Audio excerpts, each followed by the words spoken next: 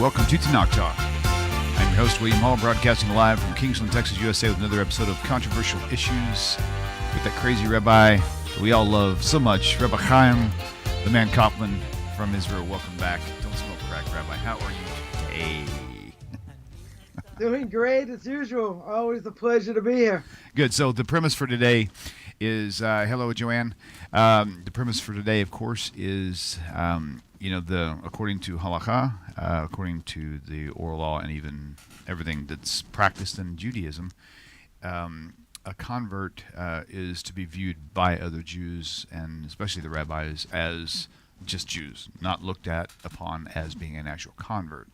But what we find is most of the people that I know who are converts, a lot of them feel, I said most, that may not be accurate, a lot of them feel like because everybody knows they're converts, they still are looked down upon.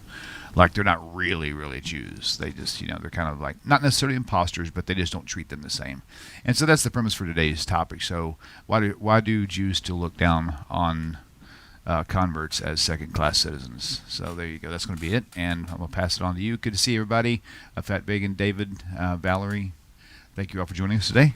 So, Rabbi, if you will, go ahead and show us. Always a pleasure. I always get the. You always give me the easy questions. Of course. Otherwise, we'd have to change the title of the show. Non-controversial issues. It's like I heard a great rabbi once say that if I put in my book and I put in a footnote, whatever you do, don't look over there. That's when people are going to look. But if I say look over there, nobody looks. That's funny. Right? So when it comes to if it was non-controversial, then I guess the ratings wouldn't be as they are through the roof. So there you go. I guess that is the case. Right. Always a pleasure, as always, to be here. I would say, one preface, I guess the preface to the introduction, to the topic, when a convert is called to the Torah, they call them to the Torah, whatever their Hebrew name is, they're going to be called Ben Avraham, right? The son of Abraham, because Abraham is the father of all nations. Now, in theory, I could say, okay, let him change it to a different name. Let it be Ben Shimon, Ben, Raphael, Ben Ariel, Ben Chaim, Ben, the son of whoever. But why is it Ben Avram? Or why by a woman is it Bat Sarah, the daughter of Sarah? Because they're the ones that brought tens of thousands, of people under their wings that ended up converting. So you might tell me, okay, so why don't you change their names? Because if they're going to get called up to the Torah, probably people are going to know, they could know maybe they're converts, right? But someone who's called up that's named Ben Avram, that's pretty obvious, right? Obviously, if they look differently, different skin color or whatever. So, that's going to be obvious. So Ivy, tell me, is that going to embarrass someone by being called up? Well, what else should we call them? Ben Frank? Ben John, Ben, the son of, right? So we say Ben Avram, right? That status, they do 100% have the status of a Jew. That no one's arguing, right? But since their father wasn't Jewish, right, you're going to have to say Ben Avram because Abraham's the father of all nations. Now, people say, come on, that's apologetics. That's a technical thing. That's being called up to the Torah. But let's call a spade a spade. What happens after a person converts, I always say, is that's when the real tests start, right? That's when a person needs the most hope, because people think, I go through the process, that's the hardest thing. Learning Hebrew, moving to the community, learning all these different laws, all these different things, that's the hardest thing. But the reality is a person has to know, what it means also to fit into a community.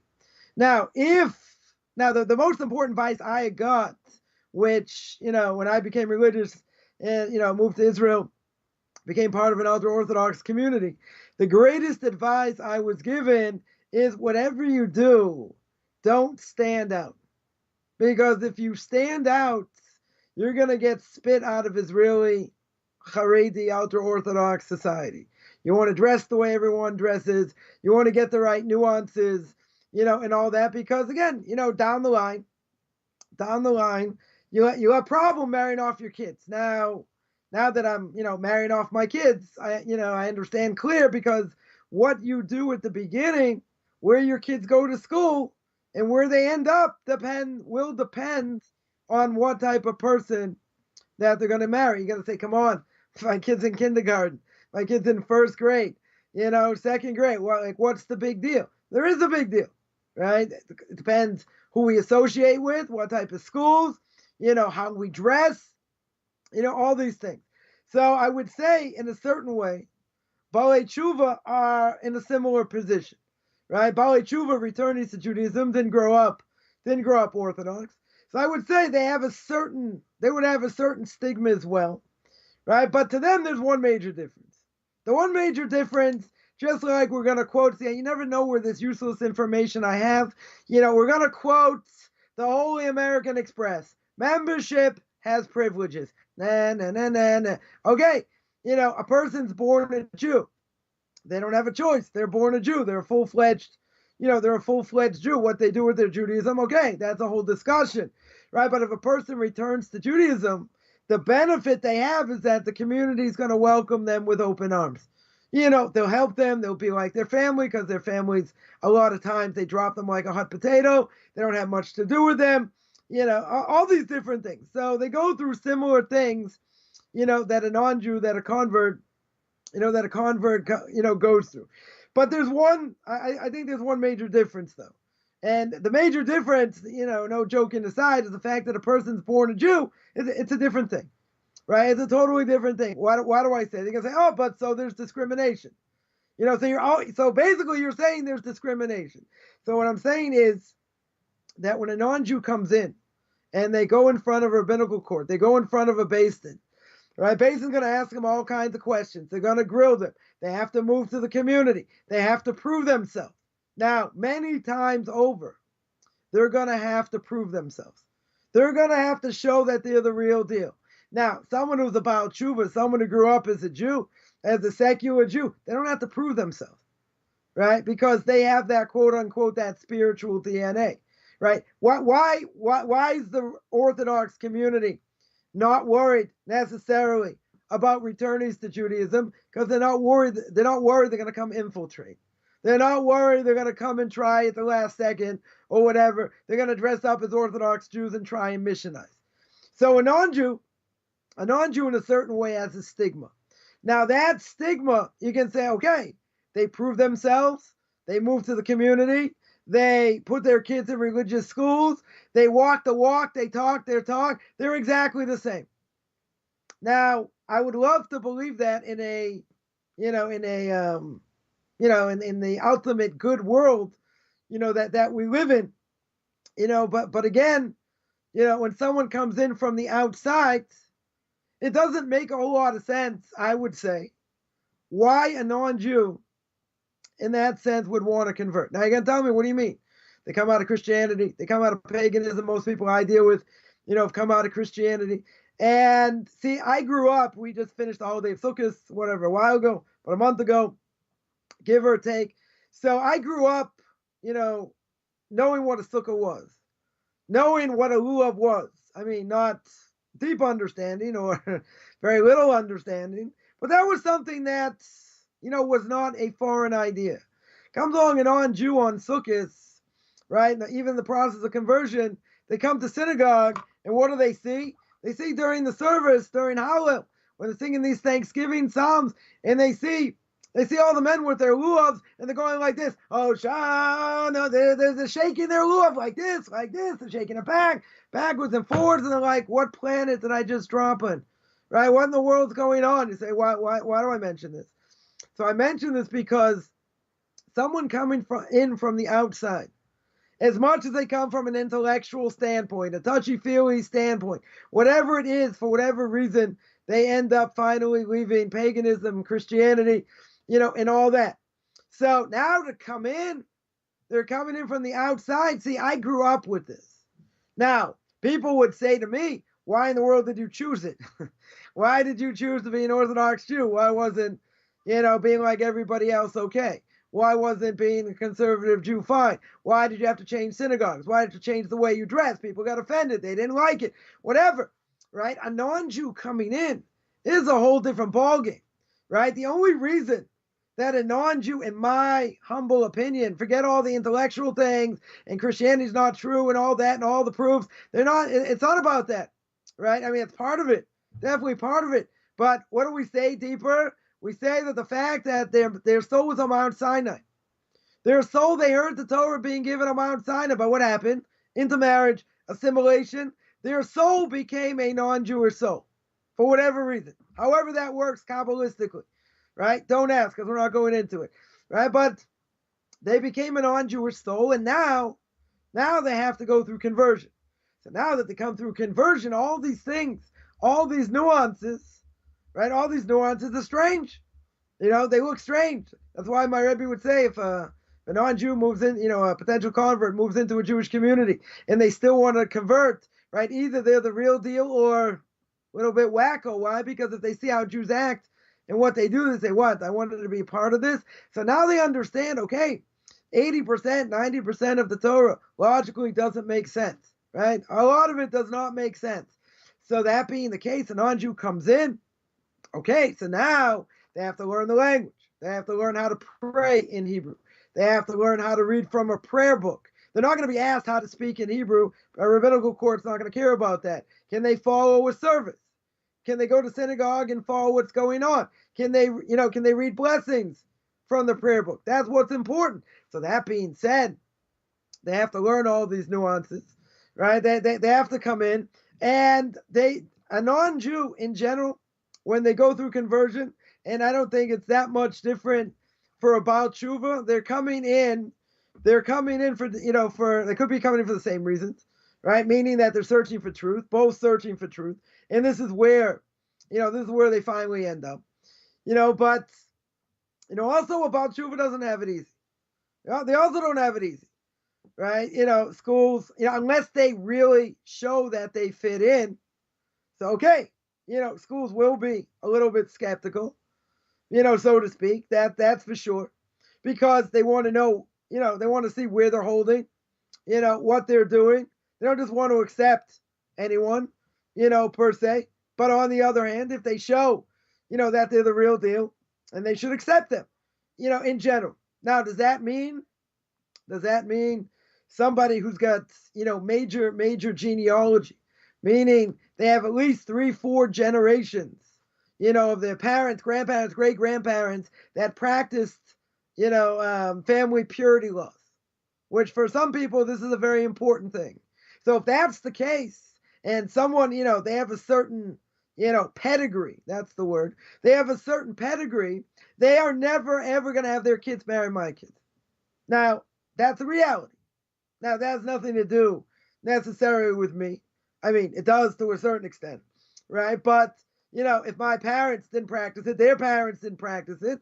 So there's some sort of blemish there without getting into the nitty gritty of the family purity laws and what it does, or if they don't practice it, what happens to the potential child and all that.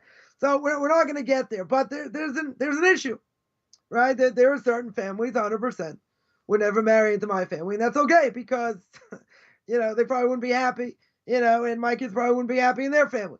So, it goes both ways. So you're going to say, but you were born Jewish. Okay, right? But there's also a certain stigma. There's also, people know it. I don't hide my story. I definitely don't hide my story. I remember I was being interviewed when I was like 20 years old. A local paper interviewed me about going to rabbinical school and whatever. I had this whole long interview. I was on the phone speaking to somebody, and I happened to mention, I mentioned about, my family background. So I have 2 brothers. Most people know I have 2 brothers that are, intermarried. I don't make any secret about it, right? And most of my family, for that matter, cousins or whatever, intermarried, all, the whole 9 yards. So anyway, I was going through this story, and one of my parents said after this whole conversation, they said, by the way, who are you talking to? So I said I was talking to this local paper. They're asking me questions about, going to rabbinical school and everything that entails and where I came from, my background. So I told them my background. So, I got this look. I said, oh, you mean the fact that I come from a assimilated family? Well, nobody hides that. Nobody hides my brother's wives and, sticks them under the carpet. they're welcome with open arms. So I said, no, nobody's hiding that. That's a known thing. But I could understand.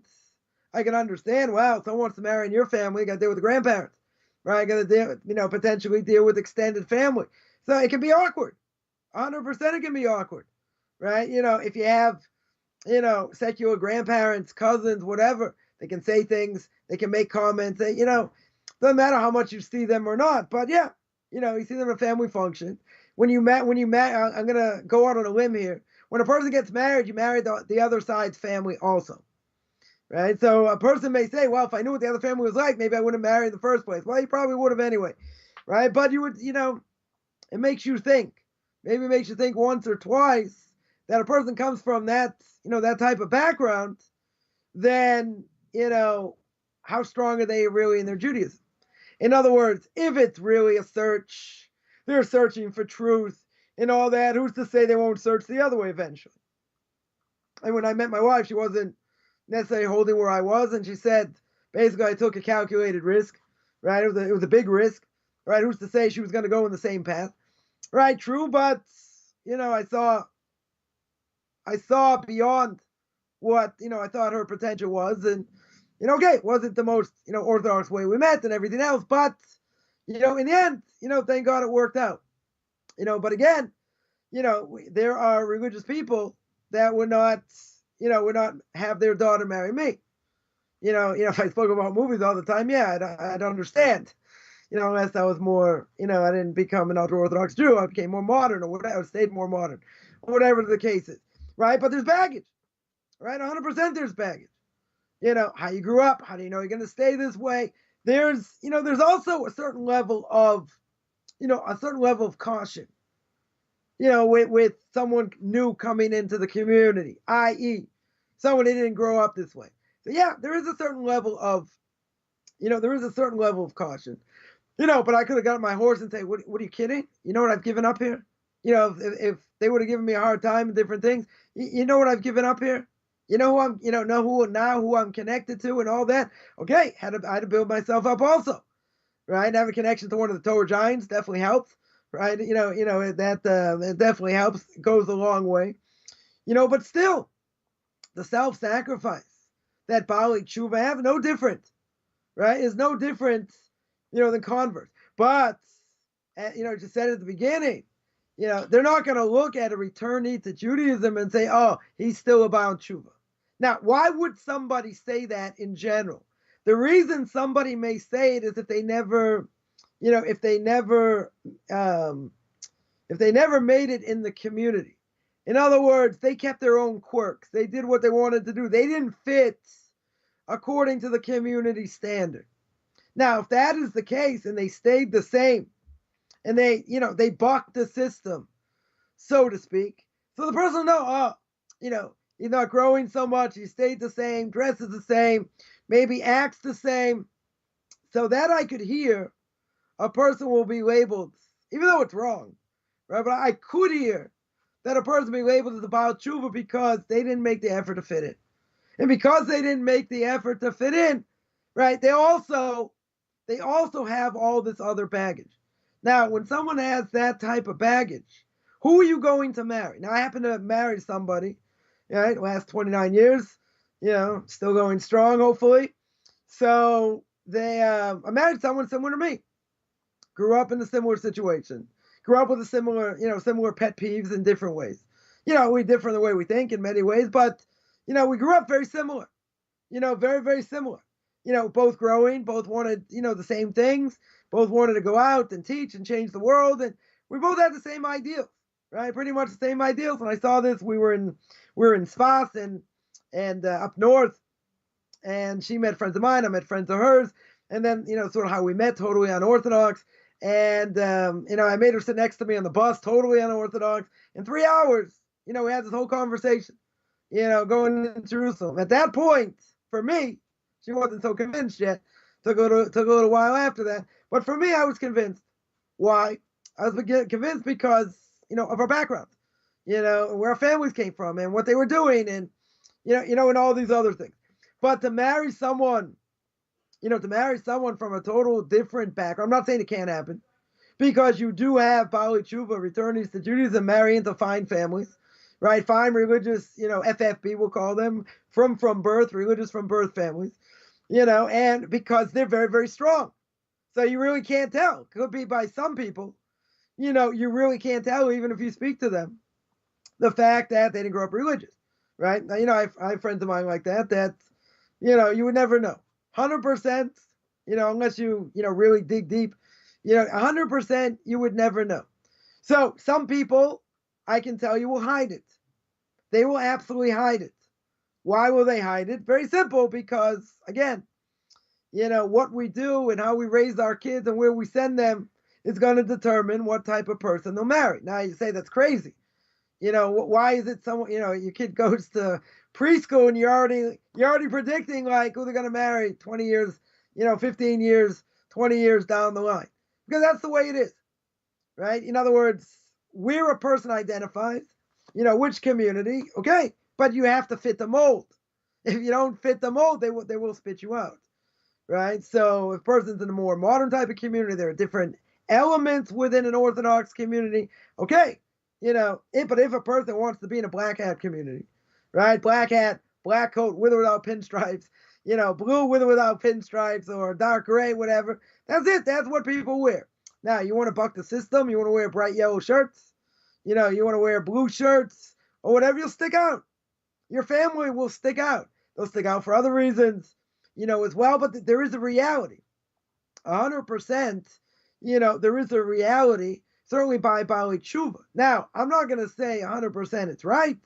There's no question if there's discrimination, it's definitely wrong. But if they fit the mold, they walk the walk, they talk the talk, they do what everyone else does, there's no reason why they shouldn't fit in.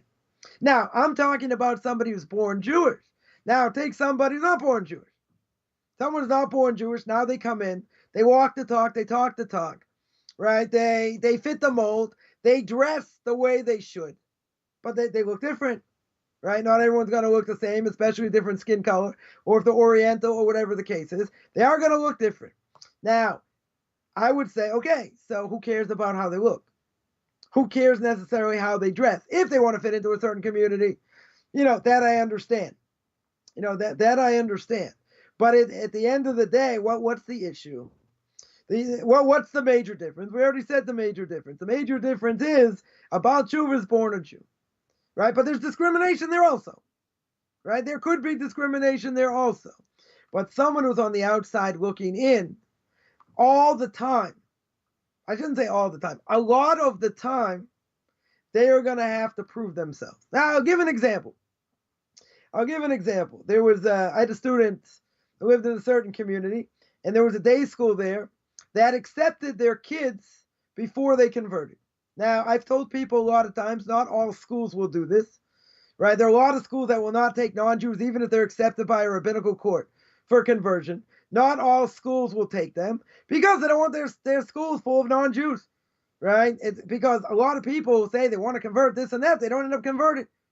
Less than 20% end up converting, even if they're accepted by a rabbinical court. So now if they let them in the school, they don't convert. Now there's a real problem. You could tell me, well, they're not allowed to teach them Torah, right? We're not allowed to teach non-Jews Torah. For the sake of conversion, we are. But if they don't end up converting, we could say, well, whoever taught them, they're over Torah prohibition, after the fact of teaching them Torah. But that's a very hard thing to say.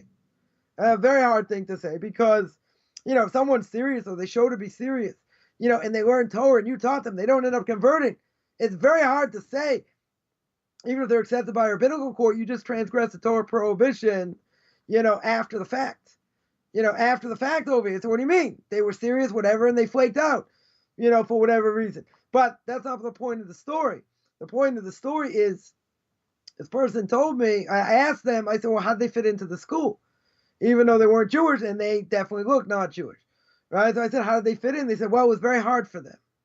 Why was it very hard for them? It was very hard for them because they never really had any play dates. Now you're going to say, if they accepted them in the school, why were parents, why did parents not allow their kids to play with them? That bring them over.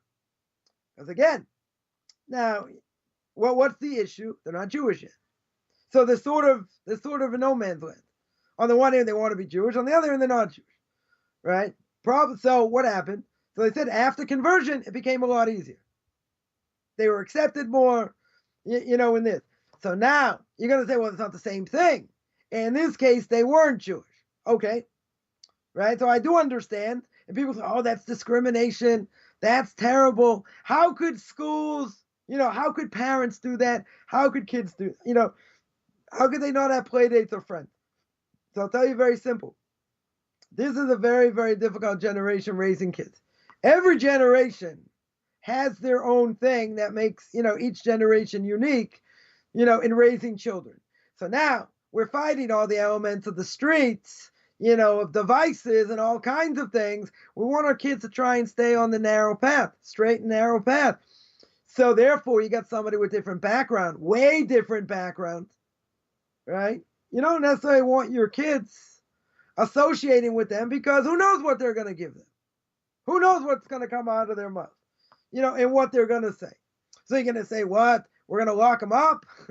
You're not going to, you have to be careful who they play with, who they hang out with, because that has a much, much greater influence than anything the parents can do. And the reason is that even though who should they look up to the most? Our children or the parents. You tell me, but they're in school the majority of the day.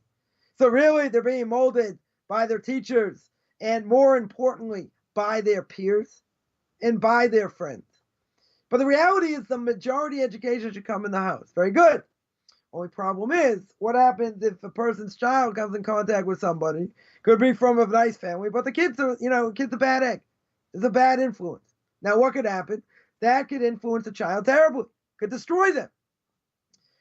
So I heard someone say many years ago, when your son goes off to yeshiva, usually the age of 13, 14, and they dorm, or whatever the case is, when they go off to yeshiva, what's the most important thing you pray for? You pray that they get a good chavrusa, a good study partner. That's what you pray for. Why do you pray for that? Because the people they learn with, they have a tremendous amount of influence. Now, why do I mention all this? Don't want to digress. I mention all this because we have to be careful how we educate our kids and who our kids are going to hang out with. Now, it doesn't mean these kids necessarily are bad, right? It doesn't mean that at all. They could be extremely strong in spiritual terms. But a person has to understand with the Baal Tshuva, with the converts, right? Depending when the parents became religious, when the kids became religious, right? I have a good friend of mine. His parents became religious in the mid-30s. So he has, a friend of mine has two brothers and a sister. Never knew he had a sister till a while ago. We were friends for like 30 years, right? So they became religious in their teens. Right? They went to religious schools, and all that. So, from this big family now, they had 4 kids, but, each of them, well, 2 of them, have a lot of kids between them, and the sister also, one of the brothers only has, I think, 2 kids, whatever it is, but you wouldn't necessarily know, from the outset, who they are per se, where they came from. You speak to them, they're more open. You see that they're more open by what they talk about. Now, when you see that, you can make one of 2 conclusions, or you can make a number of conclusions. One of them is they probably grew up more modern. That's one possible conclusion. Another conclusion is, they could be Baalei Tshuva, right? They could be returnees to Judaism over here because they don't hide, how they grew up. But again, if you speak to them, they're more worldly. Ultra-Orthodox Jews in general are not necessarily so worldly. Some more, some less, right? But you can tell over here. So that being the case, what would I say? So not everyone's going to marry into their family either, but they have, the people that they're related to and who they married into is unbelievable, right? So that can break the mold of what you become, and that stigma goes by the wayside, in different ways. Now, you have the Rambam in his introduction talks about Shmaya and Avtalyon. Shmaya and Avtalyon were converts, right? The whole question, how they could have been, in a position of power, right? I.e., they were part of a Beis Din, part of a rabbinical court, or whatever. We spoke about that once before, but there are great people that came from Gerim, that came from converts, no question. But again, so what's the question here? The question is, if they're 100% Jewish, right? If they're 100% Jewish, why are they treated like second-class citizens? Now that's a pretty loaded question, only because there are limitations. We mentioned this a number of weeks back.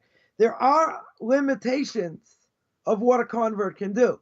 Meaning, a convert, a woman who converts cannot marry a Kohen, right? A mamzer who's a hybrid, right, between a relationship that never should have happened, right? I shouldn't say a hybrid, a child from a relationship that never should have been, a forbidden relationship. So that child has a blemish on the soul. The blemish on the soul means he can only marry, or she can only marry someone of the same union, or a convert. What are we, second-class citizens? Why a convert? Right? Because a convert doesn't have pedigree. You tell me their soul was at Mount Sinai. That's true. Their soul 100% was at Mount Sinai. Right? But there's a blemish. There's a blemish on the pedigree. For better or for worse. There's a blemish. So this soul, this person now is blemished because of the relationship, that their mother and father had, that they shouldn't have had. It's not their fault, but there's a reality. So in that case, they can marry someone of a similar union, or someone who also comes from a blemished past. Now, it's not the fault of a person who was born a non-Jew. There's a reality, right? There's a reality over here. Now, if there's a reality, there are repercussions. Now, you can say, well, it's not fair, and we don't distinguish between a Jew and a non-Jew over here.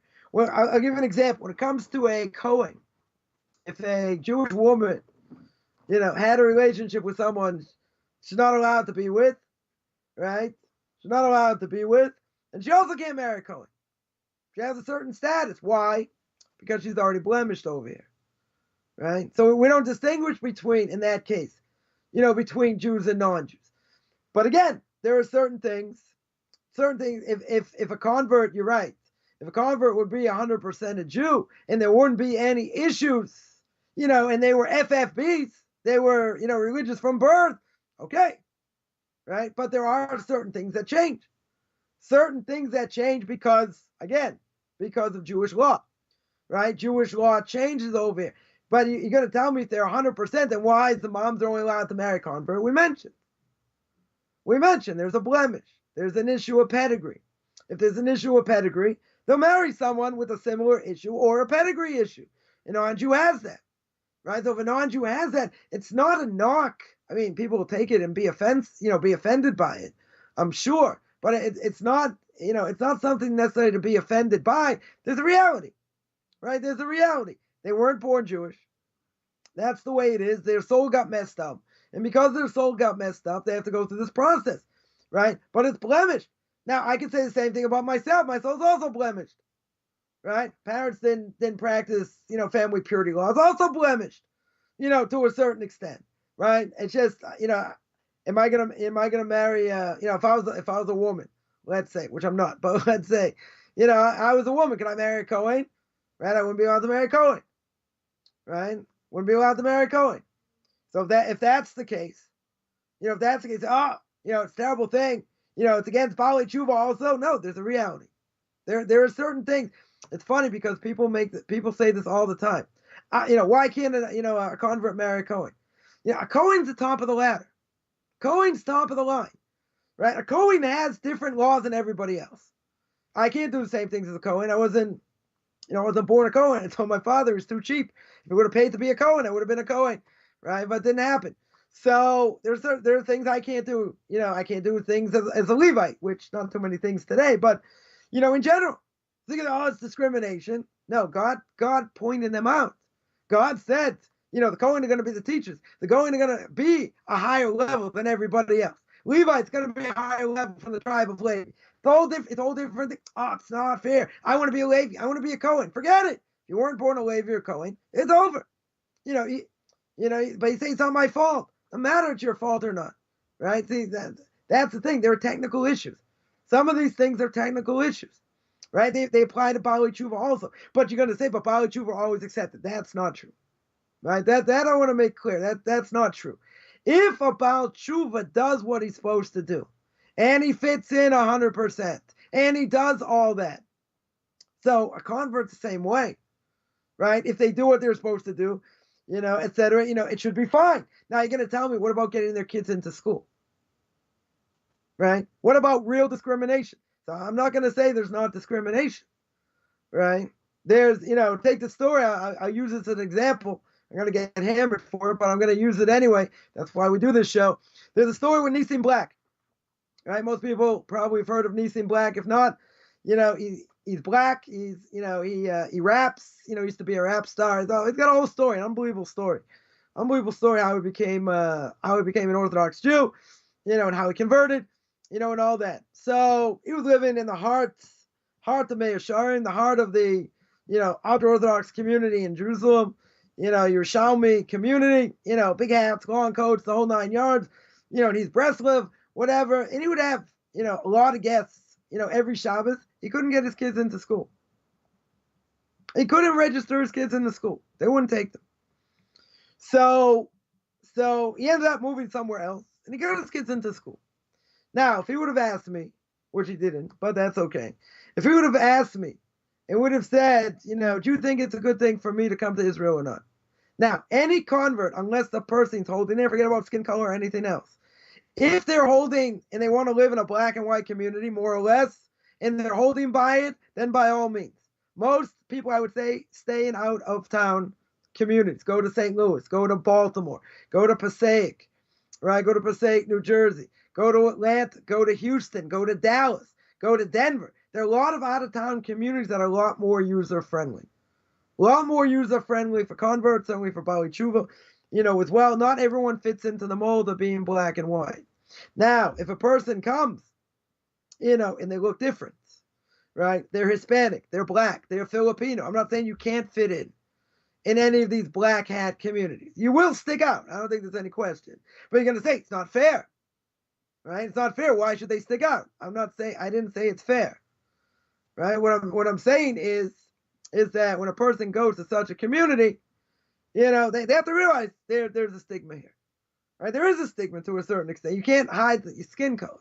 You can't hide anything. But what about the heart? What about looking at the heart? Now, if anyone's ever heard of Nissim Black's story, which I don't know if any of these schools here have, and they probably don't really care, or probably not so interested, this guy's lucky to be alive. Totally lucky to be alive. It's also like a crack den. I mean, the police raided it many times. He tells the story himself, how lucky he is to be alive. Now imagine if he would come in for an interview. And they say, yeah, could you tell us about your background? And he starts telling the story. I'm not saying he should lie. Not at all. He's honest. He's sincere. You're going to say, but what does that matter? Like, what does that matter? When it comes to Judaism, and I would agree. It probably it shouldn't matter at all, right? Shouldn't matter where he came from. Where he comes from does, right? What he's done in his life does. Where he's holding does, right? That's the most important thing. Is he holding by Torah mitzvahs? So they should say 100%, right? If the person's holding by Torah mitzvahs, I don't think there's any issue, right? That there shouldn't be, any issue. The problem is that when it comes to skin color and other things, they don't necessarily fit in, right? They don't necessarily fit in to an ultra-Orthodox community. I'm not saying they can't fit in. I know there have been, black converts fit into communities in Brooklyn, Flatbush, in other places. I'm not saying it cannot happen, right? But I make it clear to people that someone who wants to convert, if they are a person of color, Hispanic, or other things, they should know. They should know that there's a reality. You got to say discrimination's awful. I agree. I'm not defending it. At all. I'm trying to explain. When someone comes in, they're coming in with baggage. And if they're coming in with baggage, even they could be the closest thing to Moshe Rabbeinu. They could be the next coming to Moshe Rabbeinu. They say, skin color, I don't know. Your kids, how they're going to fit in. It's also about the family fitting in as well. The parents can be as religious as they want and be as strong as fire, but, the kids could have issues. Because religious kids are religious kids. Some better, some worse. They're taught to, obviously be tolerant, and they're taught to have respect and not make fun and not speak Lashon Hara. they're taught midos, right? It's something not necessarily taught in the secular world. They're taught about having good character traits, not giving into your evil inclination. They're taught that, from a relatively young age. Kids can be cruel. Kids 100% can be cruel. So, is there any room at all for discrimination? No, there isn't. But it doesn't mean these kids won't, necessarily have a hard time. But someone will say, but it shouldn't matter. You're right. 100% it shouldn't matter. That's why I would tell people, in general, if they want to convert, do not move to an ultra-Orthodox community. That's black and white. Black hats, white shirts, suits, and all that, unless you really fit in, unless that's your mentality, and that's where you want to be. Because, again, you're going to have to dress the dress, walk the walk, and talk the talk. That's what you're going to have to do. Now, it's not for everybody. Definitely not for everybody. I would tell people if they, depending where their philosophical outlook is, it probably would be in an out-of-town community. That's better. Why? Because they're much more tolerant. New York and New Jersey, I wouldn't say it's the most tolerant place to be. I wouldn't say Jerusalem is the most tolerant, necessary place to be. Now, someone's going to say, but doesn't that go against Judaism? Doesn't it go against everything Judaism says? Again, I'm not defending over here. What we're saying over here is we're our own worst enemy. You want to welcome people with open arms. But when it comes to converts in general, you just don't know. And that's the reality. There are people that have converted and they flaked out. There are people that, had family issues, had other issues, become a burden to the community. I'm not saying everybody. I'm not saying half the people. That's one of the things communities want to see, is they can stand on their own feet, that they're not going to sponge off of us, so to speak. They have to be stable, to be mentally stable, financially stable. If things happen, okay, community will bail them out. The community will help, but we're not a charity organization. We're not looking for more people to come in to sponge off of us. They show, they're the real deal. They want this, they want that. They'll do whatever it takes. That's fine. But they have to realize they're going to be under scrutiny. They're going to be under scrutiny, as we mentioned at the beginning. They're going to be under scrutiny for one very simple reason, because it doesn't make any sense whatsoever a non-Jew wants to convert. And that's why the rabbinical court's going to grill them, and they're going to grill them. And, I'll give a cheat sheet over here, a little bit of cliff notes of a, rabbinical court asks, a potential convert, why do you want to convert? You got to say something. You have to have some reason, has to be some compelling reason that you want to convert.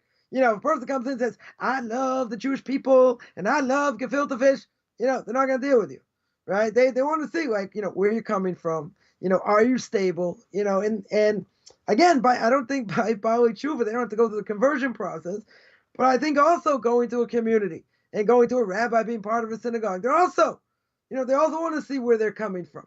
Because where they're coming from, they can have baggage. They can have a tremendous amount of baggage. Now, that could have negative influences on the community. And I've heard countless stories of communities that have helped people, and they just got demolished. The community, they took advantage. They didn't fit in. They refused to fit in. They just caused havoc.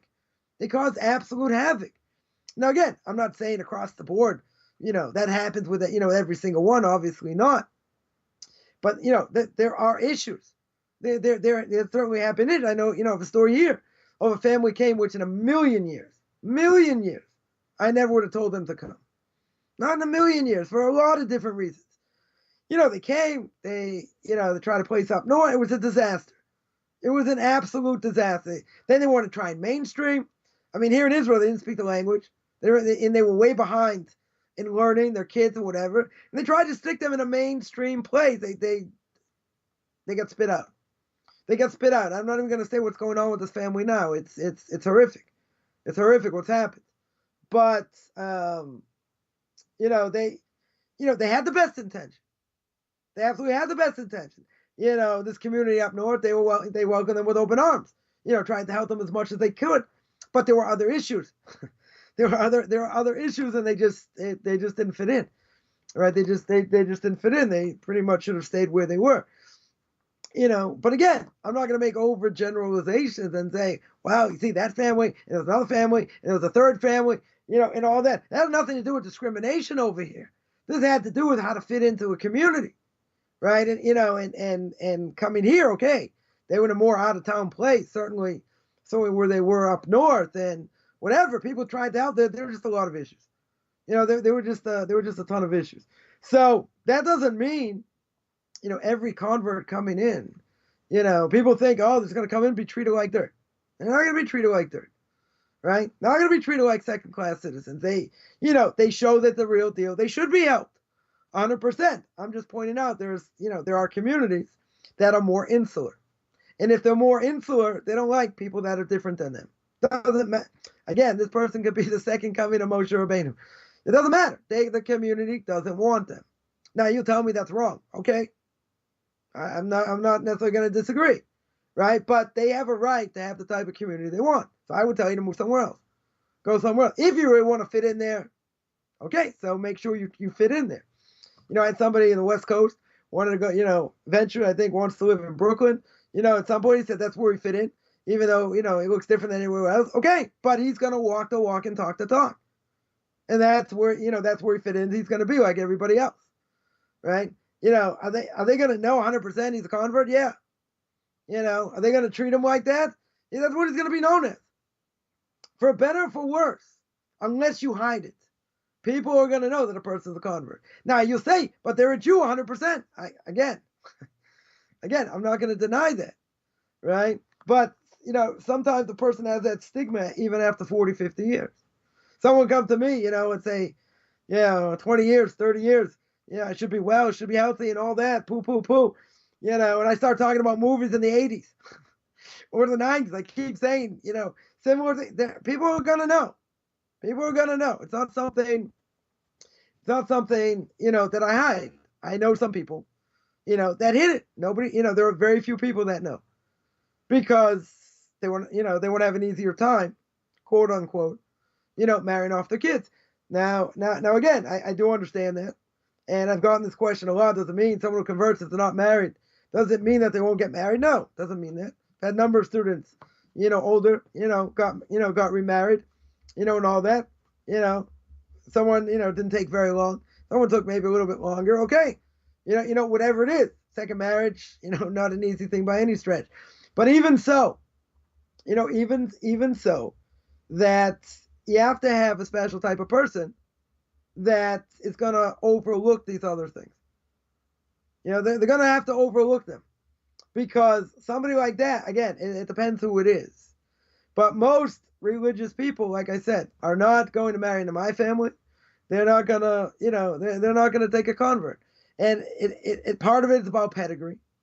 But, part of it also is it just comes with a lot of baggage, right? Not necessarily from me, or maybe not, if I've been religious 30 years or more, so they don't think I'm going to flake out anytime soon. But there's baggage, right? They're family things, having to deal with non-religious people. If you don't want it, why?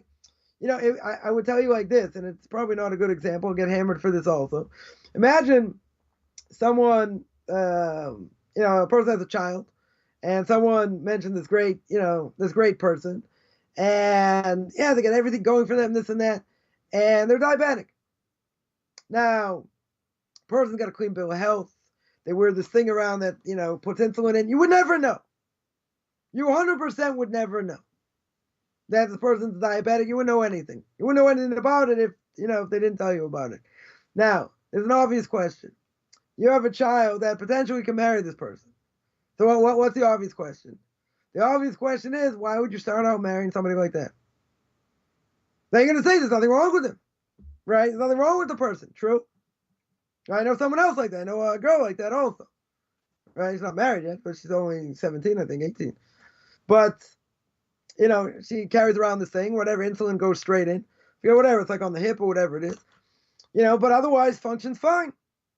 So some people may say even on that, and medically there are no issues.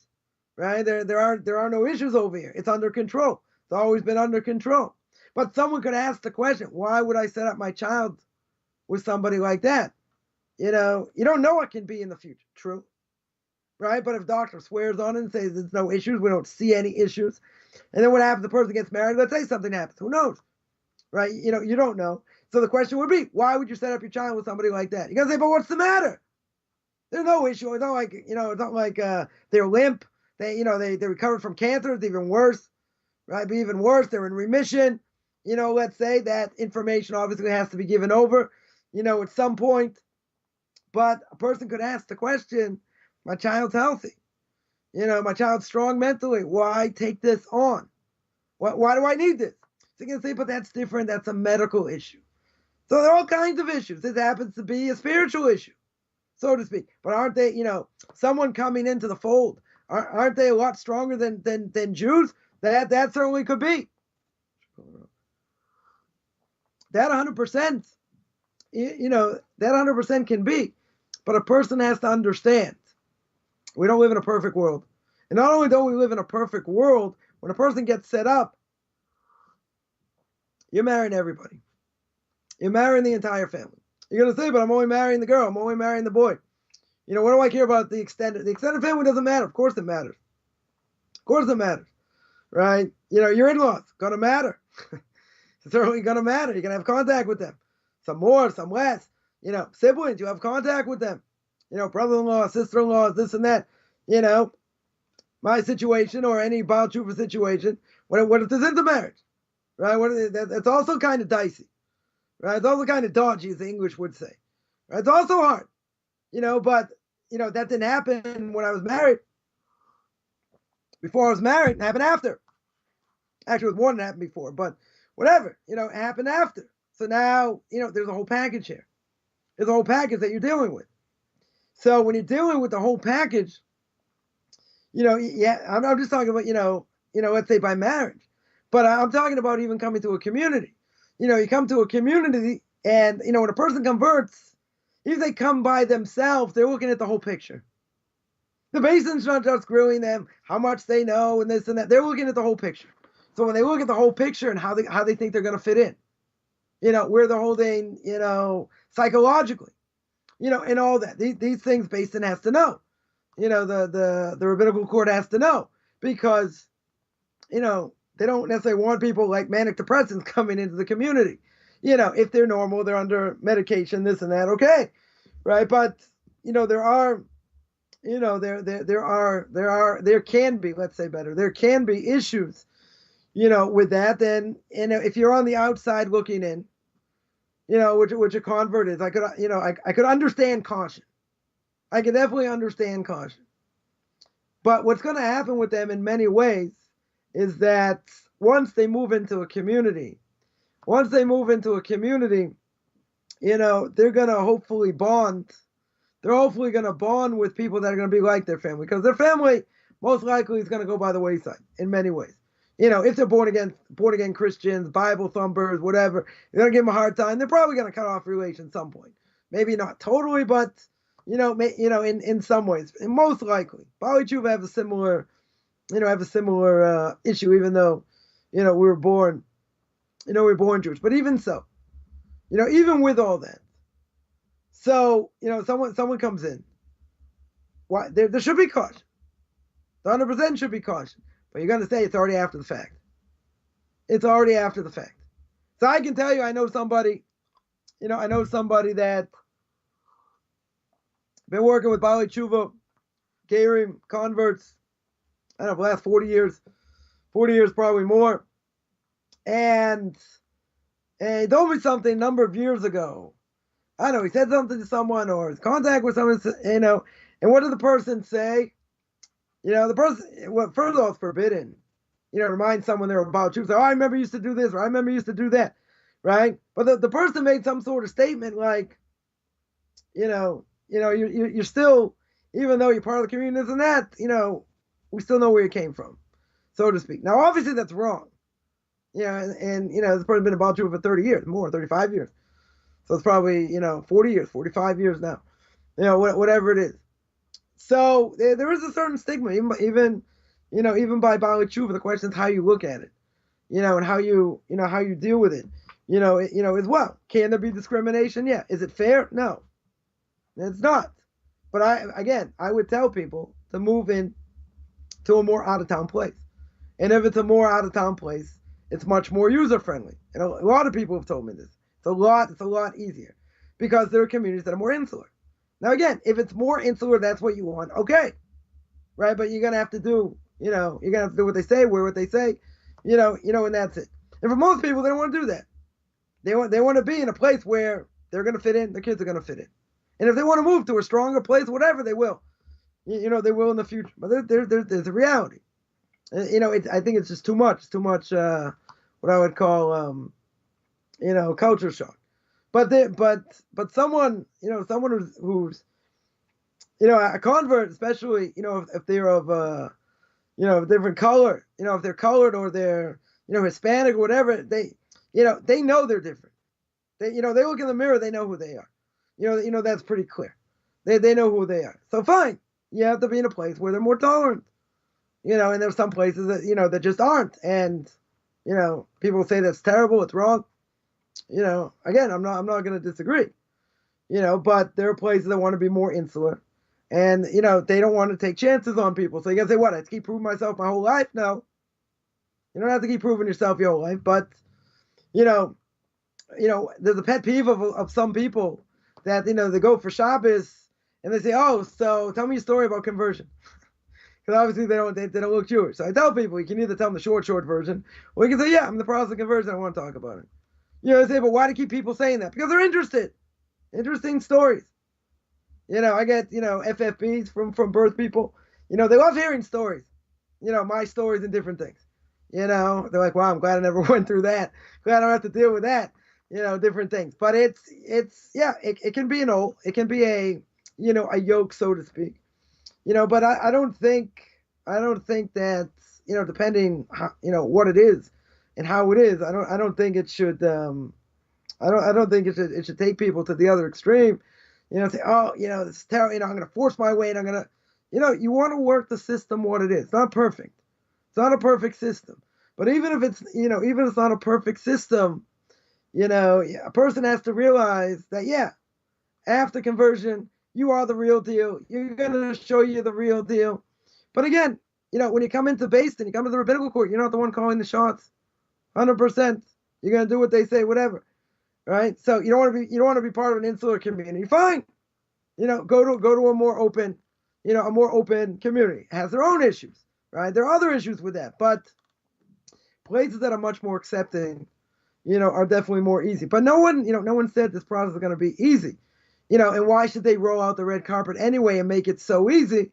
Only because, they're worried, are these people going to be the real deal, or not? So I'm not saying after 20 years, you're going to have to prove yourself and this and that, but there are stories, I guess, time is up here, but, I'll end with this, that, there are stories of, Bali Tshuva, became Bali Tshuva many years ago, and they ended up, and, a number of the kids just went off. Either they did not educate them right, they got into other things, whatever the case is, see by, some converts as well, and whatever, it's hard. It's hard, and I'm thankful, in my own life, I've had good guidance. I've had great rabbis behind me, giving me advice, even if I didn't always listen, but they, that's what a person needs. Even with all these things, it's this, it's that. If you got good people behind you, you got proper rabbinical authorities behind you, then that's a whole, that's a whole different story. And of course, okay, so this is what they think or whatever. I'll never marry into their family anyway, or my kids will never marry into. Okay, right? So yeah, there are certain things maybe annoying, but so what? So you're part of the community, so you worry about who your kids are gonna marry. You worry about all these things, when it happens. But at the end of the day, you put your best foot forward, and that and that's what we should do, and not let these other things, really get to us, even though, sometimes it's an unfortunate reality. So I gave you a minute. I finished on time. I forgot to You turn should my be mic on. ecstatic over here. I know, right? You did good. That's good. The whole time you're expressing all this, I think part of my opinion is that a lot of the people who do feel like the Jewish community doesn't accept them as converts, actually, like you had mentioned, they probably do have their own baggage where they're automatically like defensive as they go in, you know. And there's some people that expect that the Jewish community owes them. Right. And like right. they owe them everything, and we got our own problems. Well, even if they don't, we got a lot of problems. I mean, even if they don't feel like specifically that way, I think they're probably so gun shy that they're walking around nervous all the time. And whenever you're right, but that's why they need guidance. That's right. exactly why they need guidance. Right. You know, what to wear, how to dress, you know, how to speak, you know, all these different things, because that's everything. If a person doesn't have that, you know, they're going to flounder. They're going to have it very hard. Right. So that being said, I think that if they had left, like I said, Christianity, and they didn't have these hurt feelings from before, I mean, I know, like, whenever I'm around people who tend to be nervous or tend to be defensive, it affects the way I come off to them also, not just the way that they perceive me, but the way I come off to them. You know, because it's like if I see somebody who's already got their guard up, it kind of makes me act differently than I would have organically. You know, and I think there's a lot of mixed stuff going on there too. So, in short, my overall thought and even current opinion now is I don't really think that the Jewish people really look down on converts. I think that the converts just think that they do. I mean, I'm not saying that doesn't happen, but I think they're just feeling really too self-conscious, and they're just feeling like there is an issue also about, you know, self-esteem, and you know, especially if they get hammered by family all the time and believe in JC and all that, you know, so they get hammered, they have nobody, and they feel like they're by themselves. They have nobody, and the Jewish community doesn't want me, and they're making it so hard. So like, they just can't get beaten and down, and you know, again, that's why they need proper guidance to get through it. Yep, very true. Okay, Rabbi, thank you for your hour. I appreciate it. And you guys, can I make one plug? Yes. I just want to mention any Noahides out there that in 1 hour at 9:30 Israel time, 2:30 Eastern time. So in Noahide Nations, we're starting a class for free. All the Noahide laws are going to go soup to nuts for about a year or so in the Noahide laws. So anyone interested should either find me on Facebook. I got it on my Facebook page. Anyone who wants to sign up, it's gonna be in an hour. First introductory class is gonna be in an hour. Awesome. All right, well, very good. All right, Rabbi, thank you for your time. Appreciate it. We look forward to seeing you guys in 2 weeks. Next week I'll be out of town, so we'll see you in 2 weeks. Thank you. Yes, vacation. It's like it's about dadgum time. That's funny. Okay, y'all have a great week. Rabbi, love you, man. We'll see you soon. Take care, everybody. Shabbat tov.